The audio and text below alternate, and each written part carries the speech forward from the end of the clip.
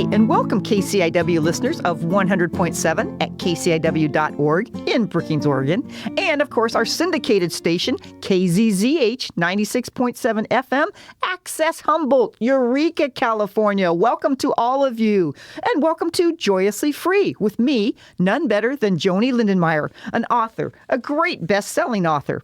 I'm so glad you're tuning in today. I'm also a 34-year resident of Harbor, Oregon, a retired Del Norte High School teacher, and a 2025 Lambda nominated author who has published 3 books in 2 years, with an audiobook as well. So I love life and love being the producer and host of this show, and I'm so glad that you are here today. Let's begin with our normal, casual morning salutation. I will say it's a brand new day, and you voluntarily get to participate by saying, never been lived before. So let's give it a try. It's a brand new day. Never been lived before. Woohoo! I love it. Yahoo! Congrats. And that's the way to start every new day. This Gadio show, as my friends Will and Viv named it, is a show that talks about LGBTQ plus stories and tips, along with religion, church, faith, spirituality, and joy. Simply said, the purpose of the show is to share, radiate, and spread abundant joy and freedom, hence the title, Joyously Free. It is also the title of my second book that I co-authored with Elizabeth Ann Atkins of Two Sisters Writing and Publishing. This radio broadcast, like my whole life, there's no hate speech, there's no hate behaviors, and no bullying. It will be blasted with the 3 C's, courage, confidence, and collaboration. Together, let's seek understanding, think out of the box or no boxes at all, be open-minded as an open parachute.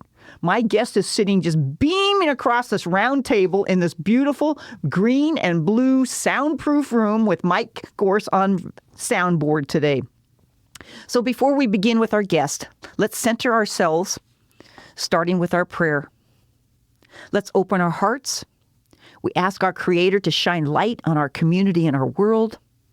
I excitedly believe in hope, in the power of the divine, and that Jesus, God, whatever name you put on a higher being, is always with me and always with you.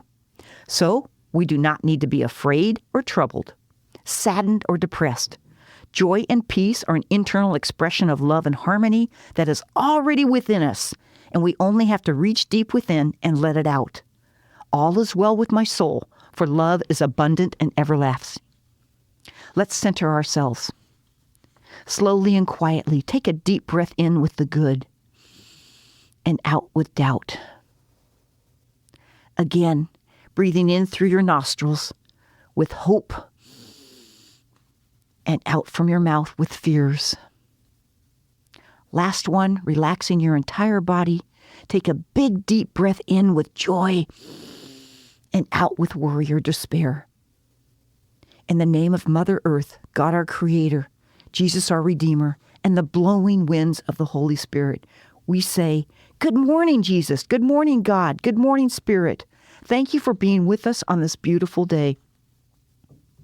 I selected a quote this morning that is also a name of a song, but it just hit me like a light post. The quote is, "Here comes the sun. Here comes the sun." Some days in our coastal areas, we're socked in with fog, but we know the sun is coming. We know it's going to be peeping around the corner, and maybe that'll be at 10 o'clock or 11 o'clock or 1 o'clock, but it does come out eventually. And I guess that's my hope for today, is that I look around and see what's going on in the world, in my life, in my neighborhood, that we could all, here comes the sun, have that hope, that everlasting hope, the faith that things can get better. That's my short and sweet reflection from today's reading. My heart and brain are happy about that. So let us end our morning prayer by lifting up our friends and family, deceased or living. May they find Creator guidance and healing. Thank you, Holy One, for hearing and being with us today. Bless us to always do your will, and let's have a happy day together, KCIW and KZZH listeners. Amen. Amen. So speaking of Here Comes the Sun, our guest today is incredible. I've known her for a while. Her name is Toni Placensia. Maybe it's the Joanie and Toni show today. We can call it that, Toni. Toni is the volunteer coordinator and director of development at Coastal Home Health and Hospice, right here in Brookings, Oregon. The title of our show today is going to be Light the Candle. So Toni will be explaining and sharing from her heart and from her knowledge the vast greatness of our Coastal Home Health and Hospice team today. Welcome, Toni. Welcome. How are you? I'm good, Joanie. Thank you so much for having me. I really appreciate it. You betcha. You betcha. Anything special going on in your life today besides being on the radio? Being on the radio, getting to be here. It's the first day of school for my daughter and her senior year, so those are big deals. Those are very big deals. Was she up and at 'em early enough? She was. They do a thing the very first day of school for the seniors with a senior sunrise. And so the seniors go to Sport Haven Beach and take a picture together, the big group of them, and they'll do a senior sunset on the very last day. So right on. Yeah. Senior year. Are you pinching yourself that your daughter's a senior? My baby girl is a senior. I'm not ready for it. Oh my gosh. How beautiful. How beautiful. Wonderful. Yes. Yes. You know, and I don't know if you know, but I taught school for years, 33 total, and 25 at Del Norte High School. And I love the first day of the year for seniors. They had a different attitude. They had a different pizzazz as they strutted through the hallways, and they were just their beams of smile. Yes. Smile beams were just incredible. So that's good to hear. That's good to hear. Well, we're going to learn a little bit about you before we jump into our topic today. How about telling us a little bit about who you are, where you're from, and what's going on in your life? Okay. I have been here for 17 years now. I've lived in Brookings for 17 years. I have done a lot of volunteering in the community. I worked with the Checo Community Theater, the library, the schools. I ran soccer, co-ran soccer for Gold Beach and Brookings for 9 years. Wow. And then I stepped into this job working as the volunteer coordinators where I started, having a lot of connections with volunteers and those things. And all my volunteering had been youth oriented. And I have slowly moved into this new realm of adults volunteering in hospice. And I think that after I did my training with hospice, I realized that if I had known about it, this is where I would have been volunteering. There's something so special and sacred in that space of a beauty of ushering people out of this life. You know, we do it so much with people coming into the world, but we don't so much with people going out. And it really needs to be brought to the front. And the people that I work with, the volunteers I work with, they are incredible. They are amazing people that a lot of them partners have passed or loved ones, families, and they come and they want to the best way is serve in this way, you know, and I get this blessing of getting to work with these people who go out and see patients that are dying and help them to live their best life and help families. And it's really incredible. Yes. It's such a beautiful, it's absolutely beautiful. I totally agree, and I've experienced it firsthand. And so, yes, absolutely. And the volunteers, their hearts are right there. And I can see that it comes from your heart as well. And if you've been volunteering for many, many years, you know, what triggered that? How did you start volunteering at the very beginning of your career of volunteerism? So honestly, I was in high school and a teacher asked me to come and help with a class, a drama class she was teaching, and for summer school. So I came down every day and worked with these kids that were younger than me, and I liked it. And then I would do little things here and there. And then it was actually after I had my son, almost 21 years ago, I stopped working and I did not know what to do with my time. And I was really involved with the Breastfeeding Resource Center in Redding. And I started becoming a peer counselor for moms, new breastfeeding moms, and talking to them. And it was so fulfilling. And I just kept finding ways to keep adding. And as my kids got a little bit older, every time we stepped into some new thing with my kids, here I was, you know, I was able to help with whatever program they were doing. And it just kept growing and growing and growing. That is so awesome. You are a giver. You are a giver. Oh my gosh, that's incredible.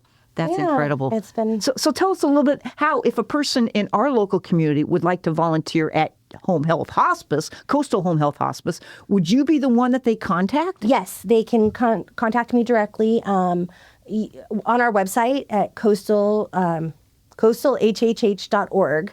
They can put in a request, and then I'll email them back or call them back, however people want. They can call hospice directly. My extension is 20249. I needed to write that down too because I needed Extension 249. that. Okay. That goes directly to my phone, and we can chat and do it. There's a training. It's an online training. You do it at your own time and pace. It is roughly about 10 hours. And, you can sit down for 5 minutes when you have time and do it, or you can sit down and do the whole thing. I've had some people do that too. Okay. And then we typically... And what kind of people would be... Anybody that wants to give their time. I mean, I would love it if I could be given an hour a week. We have people that volunteer in the office. They help with doing paperwork or different copying projects, or Roberta, who's in our office right now, one of my wonderful volunteers. She's awesome. She is awesome. She does a lot of stuff in the office for us. Sometimes she always feels like she's got to clean up after us. So if we have food or things, she'll be washing dishes for me. And I'm like, you don't have to do that. I can do it. But she will. She helps copy packets. She helps. She answers the phone. She was getting religious resources for our spiritual chaplain, trying to contact and make sure we have all the correct people to contact if people need help, spiritual help. So, yes. And she's a great greeter when you walk in. She is a great greeter. Oh, she is right there to say hi with a smile. And then we have direct patient care, which isn't really like caregiving. We don't. Our volunteers don't do caregiving, so they're not going to take patients to the bathroom. They're not going to shower patients, but they'll come and maybe they'll read to them. Maybe they'll, walk with them if they want to take a walk outside. Walk their dog. Or walk their dogs. One of Rick, who has been on the show before, he actually helps with some of our dogs, our patients' dogs.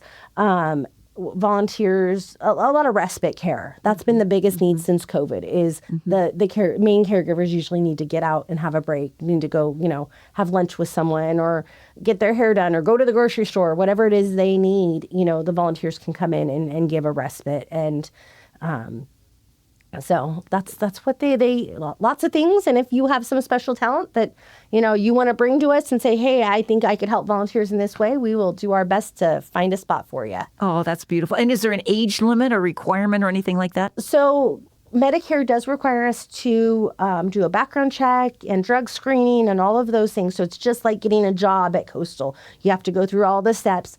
But you have to be 18. Sorry, you do have to be 18 to volunteer with hospice.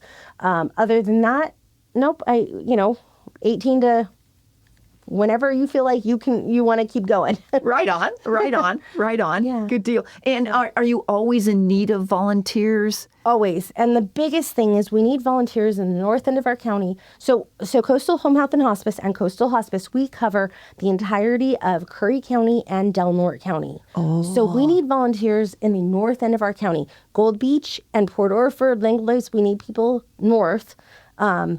Brookings seems to be the easiest way to get volunteers right here. And then south in Crescent City and Klamath, as our numbers grow there, we do need volunteers that are willing, that are south also. Right. So if it's in their neighborhood, that's even better. They don't have to drive 20 minutes or 30 minutes. It could be around the corner, literally, and they don't know that a neighbor needs some special help. Yes. So we cover, it's a lot of distance. So we definitely need people who are willing to either go further or live in those communities and would like to volunteer. Oh, that's beautiful. So. That's beautiful. And my personal experience, Toni, and that's actually how I met you. Mm-hmm. When Carol was ill and struggling, oh my gosh, I needed that extra hour to go shopping or go do something that I needed to do. And I needed somebody to come and be with her, just to be with there. And they could even just sit and read a book as she read her book. I mean, it was so simple. Right. But knowing that the comfort that I felt, knowing that someone was there with her and that she was not alone. It was just priceless. Yes. Just priceless. It is and it's a blessing for people to welcome a stranger into their home to let us help you.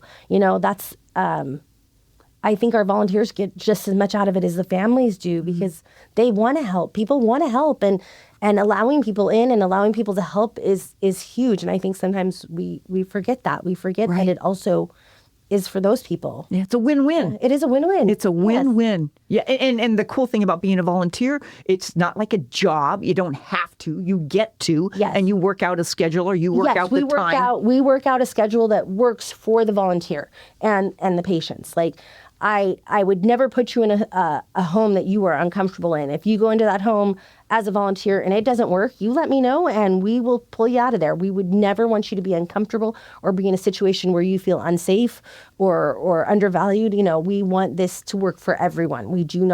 I do not want this to be an experience where you walk away horrified or anything like that. So we really work hard to make sure that what the patient or family needs matches with what the volunteer can give. Oh, excellent. Excellent. Well, and you mentioned about a 10-hour training for the volunteer. Yes. And how crucial is that, huh? It is so crucial, and it's amazing. It goes through so many different things, talks about meeting the patient where they're at in so many ways, you know, and not judging people and just being so accepting of everybody's faith, beliefs, whatever it is, and you know, not going in with a preconceived agenda. You know, you're going there to be for them, for the patient, and just, you know, whatever it is they need. And it's very cool. And that's Joyously Free. That's the name of the show. Yes. You know, do you have any personal stories that you could share without using any names of some of the really, really cool things of those that have volunteered or your own volunteering with Coastal Home Health and Hospice? Rick, he's an amazing volunteer. The very first patient that he went out to see as Coastal, we went together and we walk into this woman's house, and this was the first hospice patient I had ever been around. And we walk in and she is just beaming. And the first thing she tells us her name, and then she goes, I just want you to know that I am a firm believer in Jesus Christ and I love him with my whole heart. And the smile, and you could feel it just emanating from her. And it was beautiful. And then getting to watch Rick interact with her. Rick was a hospice chaplain before he became a volunteer. And it was beautiful. I was so privileged to be there in that moment with them because I had no idea what to expect either. But I'm trying to do my job and it was incredible. It was such a beautiful moment. And he was with her, you know, he would see her every week, and she was just beautiful, and it was such a neat experience. Heart touching. Heart touching. Yes. Yep. And I don't want to get too personal, but at the same time I do. Did she eventually die? Yes. Okay, so let's jump into light the candle and the giving tree. Would you talk about those two things, please? So light the candle. So one of the things that we do every year is it's called Light Up a Life. And it's our end of the year ceremony where we remember all of the loved ones that Coastal has lost over. And it can be anyone. Anybody can add their name to this list. And we actually read the names, the nurses, the clinicians, volunteers, everybody, different 7 to 10 people. They will read the names of the people we've lost. We typically call the families and ask them for permission to do this. And it's a beautiful litany as they read the names. Very calming, very peaceful. It's beautiful, and it is emotional. The room is in the conference room. It's our conference room. Can you describe what it looks like? Because I think it's beautiful how you set it up. So we have chairs set up auditorium style, I guess you'd say, in rows, and then we have candles along the windows, and we have a Christmas tree that's lit, and we do luminaries that are set up on some tables that have names of loved ones on them, and then we do offer ornaments and some other things that are done.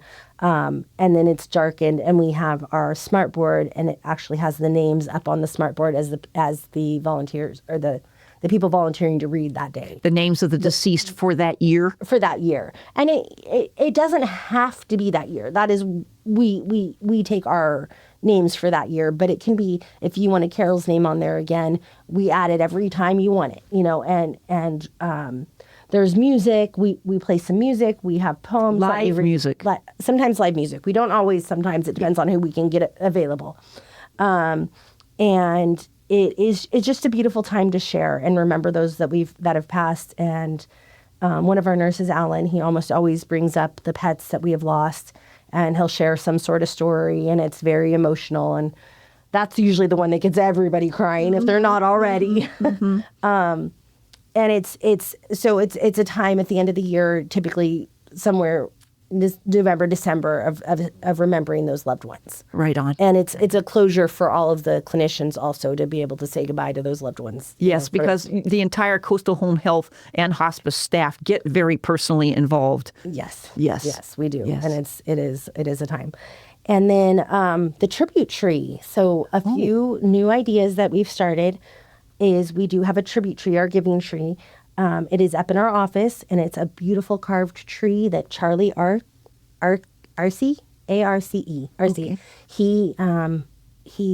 made for us, and it is incredible out of myrtle wood, and it's on the wall, and then we have metal leaves, and you can purchase. And it must be, 4 feet, 5 feet tall it's on the wall? Yes. Yeah, the tree's 6.5 feet, I think, with the leaves. Stop by Home Health and check it out. Yeah. And of course, you can go in anytime and meet the office and see the tree. What's the address before you tell? 585 Fifth Street. 585 Fifth Street. Okay, keep going about the beautiful tree. Yes, and so we have different colored leaves. There's bronze, silver, and gold, and they're different sizes.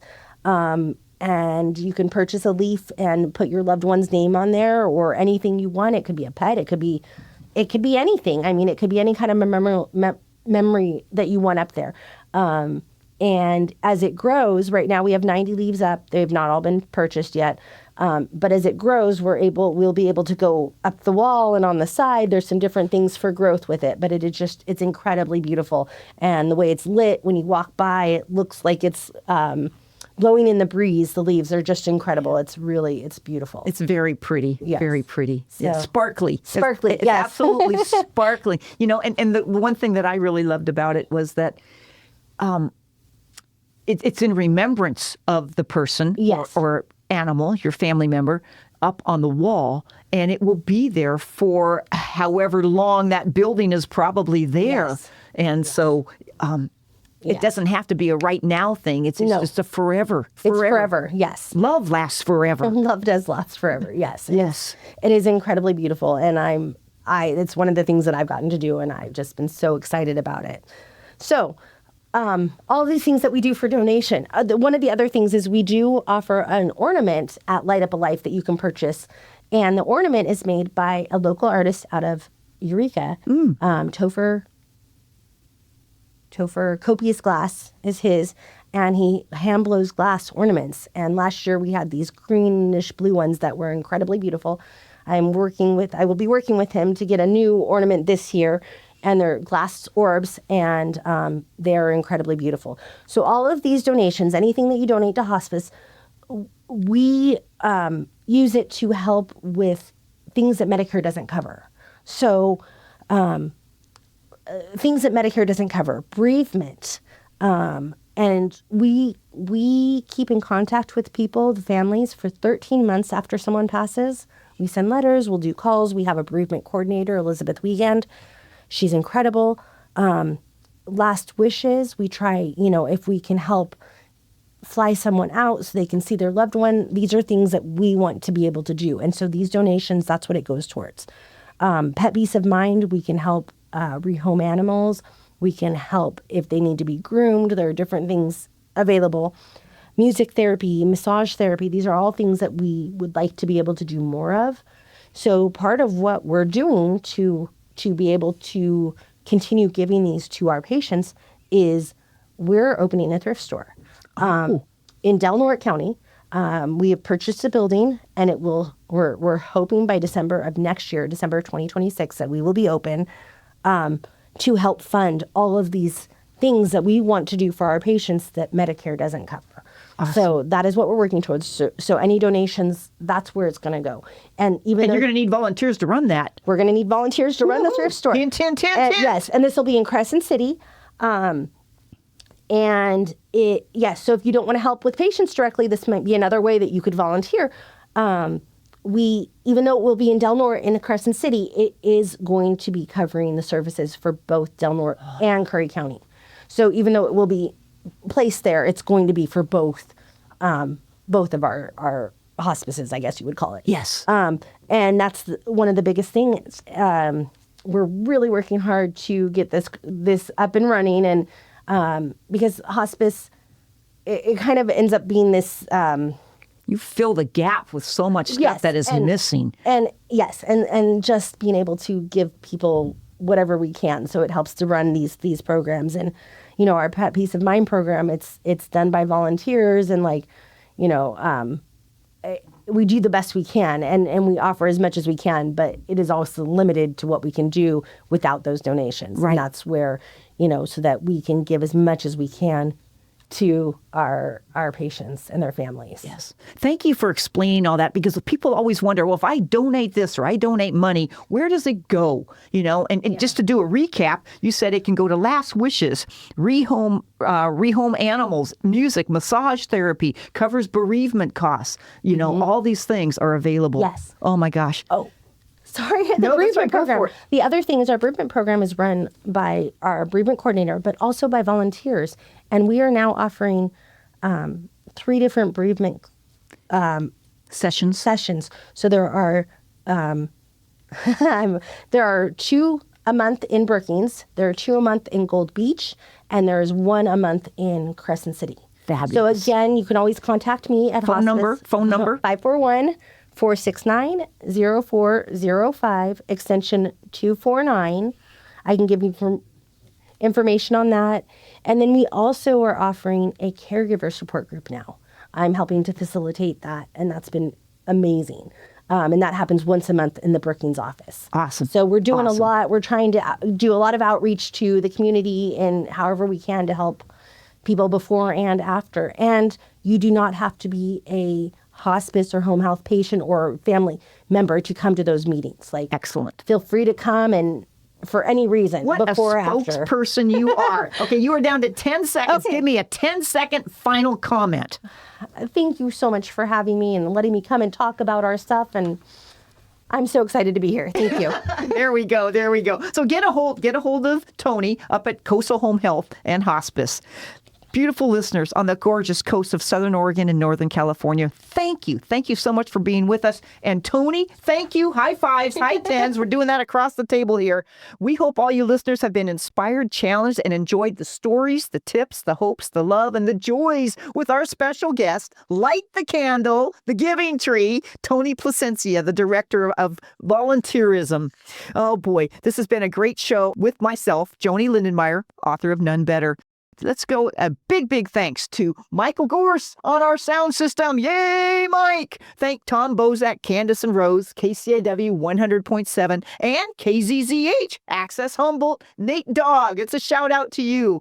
We just always want to remind people to listen, resend this out to people via the KCIW.org website. If you want to get a hold of me, yep, you sure can. You can do it at KCIW. You can do it at twosisterswriting.com. You can buy my books wherever they are, including the libraries around town, or you can find me on Facebook, TikTok, and Joyously Joanie YouTube.